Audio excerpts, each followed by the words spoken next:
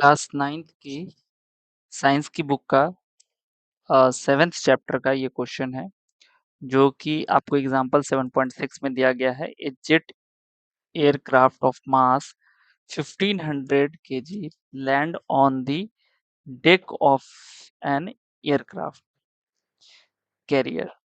Figure में दिखाया गया है, यानी कि एक जेट एयरक्राफ्ट है जिसका मास दिया गया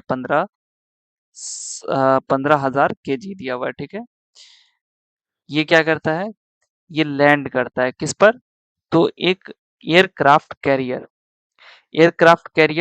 जिस पर ये जो जेट एयरक्राफ्ट है वो लैंड करता है। To stop the aircraft within the short length of the deck, a hook on the aircraft tail is caught in a wire stretched across the deck. कह रहा है कि ये जो डेक है इसके लिमिटेड यानी कि छोटे लेंथ में इस एयरक्राफ्ट को रोकना है, ठीक है?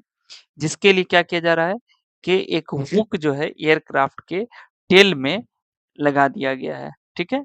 Hook on the aircraft tail is caught in a wire stretch across the deck, यानी कि डेक पर एक वायर लगा हुआ है और उसमें इसके हुक को लगा दिया गया है, ठीक है? The wire exert an approximately constant backward force. ये जो वायर है वो लगभग एक कांस्टेंट बैकवर्ड फोर्स जो है वो लगाता है। कितना फोर्स लगा रहा है बैकवर्ड दिशा में? 36 यानी कि 3,67,500 newton, 3,67,500 newton and stops the jet within 100 metre. और क्या करता है? ये जो जेट है इसको 100 मीटर के अंदर रोक लेता है। अब क्वेश्चन यहाँ पर है कि what was the velocity of the aircraft just before the wire cout the hook. कह रहा है कि वायर काउट द हुक मतलब कि जो वायर में हुक फंसा, ठीक है? यानी कि वायर काउट द हुक, जहां पर जिस पल हुक ने यानी कि जो वायर था वो हुक को पकड़ा, ठीक है? यानी कि हुक जो था वो वायर में फँस गया, उस वक़्त से पहले जस्ट बिफोर उससे तुरंत पहले वेलोसिटी क्या थी एयरक्राफ्ट की, ये आपको निकालना है, ठीक है? तो आप इसको फिगर के इससे भी दे समझ सकते हैं। देखिए, ये आपका फिगर है, इसको आप लोग ध्यान से देखिए। ये आपका क्या हो गया? कैरियर हो गया, ठीक है? एयरक्राफ्ट कैरियर और यहाँ पे देखिए ये हुक लगा हुआ है, ठीक है? Hook of the tail of the और ये टेल हो गया, ठीक है? यहाँ पर क्या किया जा रहा है? इसको फँसा दिया जा रहा है, यानी कि इस तरीके से ये यहाँ पे देखो ये यहाँ पे हो गया, ये तार हो गया, ठीक है? और ये हुक हो गया। इसको ये जो है ना ये आगे की तरफ बढ़ा, ये आगे की तरफ बढ़ा, तो इसने क्या करना है कि इतना न्यूटन का फ़ोर्स बैकवर्ड दिशा में लगाना है और इसको रोक देना है। कितने डिस्टेंस के अंदर?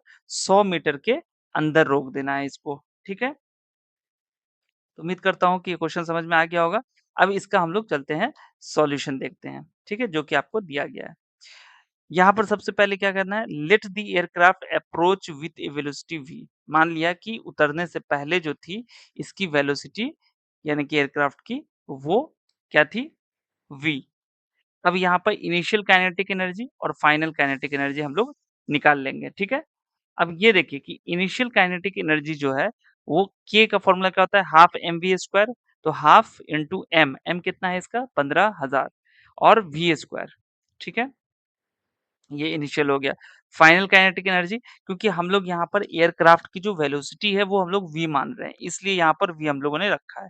और फाइनल काइनेटिक एनर्जी कितनी होगी? तो वो 0 जूल हो जाएगी क्योंकि वो जो एट द एंड क्या हो रहा है कि एयरक्राफ्ट रुक जा रहा है, ठीक है? अब चेंज इन काइनेटिक एनर्जी में कितना का बदलाव हुआ है? तो सबसे आखिर में यानी कि फाइनल जो काइनेटिक एनर्जी वो 0 है। उसमें से हम लोग माइनस कर देंगे हाफ mv स्क्वायर यानी कि हाफ इंटू 15,000 यानी कि 15,000 इंटू v स्क्वायर, ठीक है? ये हो गया चेंज। 0 j में से इतना माइनस कर देंगे। फाइनल में से इनिशियल को माइनस कर देते हैं। अब आप 7.3 जो इसका इक्वेशन है, जो कि आपके बुक में दिया गया है 7.2 द वर्क एनर्जी थ्योरम। इसमें आप देख सकते हैं क्या लिखा हुआ है वर्क एनर्जी थ्योरम के according, work done on an object is equal to change in its energy. यानी कि किसी भी ऑब्जेक्ट पर किया गया कार्य उसकी एनर्जी के अंदर बदलाव यानी कि चेंज के बराबर होता है, ठीक है?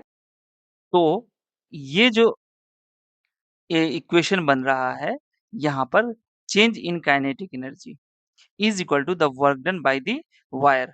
यानी कि जितना काइनेटिक एनर्जी में चेंज होगा वो किसके बराबर होगा, तो उतना ही कार्य वायर के द्वारा किया गया, ठीक है? अब वायर के द्वारा कितना कार्य किया गया ये हम लोग को पता करना है, ठीक है? आगे देखते हैं। वर्क डन का क्या फॉर्मूला होता है? फोर्स इनटू डिस्प्लेसमेंट, ठीक है? तो यहाँ देखो, the displacement of aircraft and the force that the wire applies are in opposite direction. जो डिस्प्लेसमेंट है और जो फोर्स है वो दोनों अपोजिट डायरेक्शन में है। फोर्स किधर लग रहा है? बैकवर्ड दिशा में, और डिस्प्लेसमेंट किधर हो रहा है? आगे की तरफ। यानी कि प्लेन जो है, जेट जो है वो आगे की तरफ बढ़ रहा है, लेकिन फोर्स जो है वो पीछे की तरफ लग रही है। Therefore work done by the force applied by the wire will be negative. इसलिए जो वर्क डन होगा वो नेगेटिव होगा। अब 7.2 जो आपका इक्वेशन है जिसमें वर्क डन कैसे निकालना है? Force into displacement. फोर्स कितना है? तो 3,67,500 न्यूटन इंटू -100 मीटर, ठीक है? तो ये हो गया आपका। अब इसको जब हम लोग इस वैल्यू को यानी कि जो हमारा वर्क डन है, वो किसके बराबर होगा? चेंज इन काइनेटिक एनर्जी के। तो चेंज इन काइनेटिक एनर्जी तो ये हो गया 0 जूल में से इतना घटाएँगे तो 0 में से कोई भी चीज़ को घटाएँगे तो माइनस में आएगा, यानी कि और उतना ही आंसर आ जाएगा। तो यानी कि -1/2 इंटू 15,000 इंटू वी स्क्वायर, ये वाला चीज़ हमने यहाँ पर उतार दिया है। क्यों? क्योंकि 0 में से कोई भी चीज़ को माइनस करेंगे तो वो वही आ जाएगा बट माइनस में आ जाएगा। और ये भी हमारा माइनस में है ना? तो यहाँ पर हम लोगों ने लिख दिया, माइनस-माइनस कैंसल हो गया और वी स्क्वायर बराबर हो जाएगा 36,750। देखो यहाँ पर 36,750 जो है ये क्यों हो गया? यहाँ पर जो 100 था, ये 100 और यहाँ पे जो 2 ज़ीरो था, ये दोनों कैंसल हो गया, ठीक है? तो और यहाँ पर एक अलग से 0 है, तो इस एक अलग 0 से ये हमने हटा दिया। यानी कि इधर 3 ज़ीरो और इधर 4 ज़ीरो है, तो 3 ज़ीरो से 3 ज़ीरो कैंसल तो 1 ज़ीरो बच गया। यानी कि 36,750 गुना 2/15 ये वाला 2 जो है ये ऊपर आ जाएगा और नीचे में 15। अब इसको सॉल्व कर देंगे तो 4900 केजी मीटर पर सेकंड स्क्वायर मीटर पर केजी आ गया, ठीक है?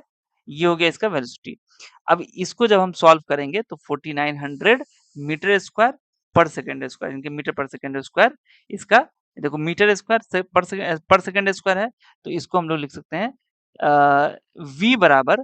अब इसको हम लोग जब यहाँ पर स्क्वायर है, स्क्वायर को हटाएँगे तो क्या हो जाएगा? रूट में आ जाएगा, यानी कि 70 मीटर पर सेकंड आ जाएगा और इसको जब हम किलोमीटर पर आवर में चेंज करेंगे तो ये कितना हो जाएगा? 252 kilometre per hour toward the aircraft carrier, यानी कि इतना इसकी वेलोसिटी हो जाए, जो हम लोगों ने यहाँ पर माना था, let the aircraft approach will.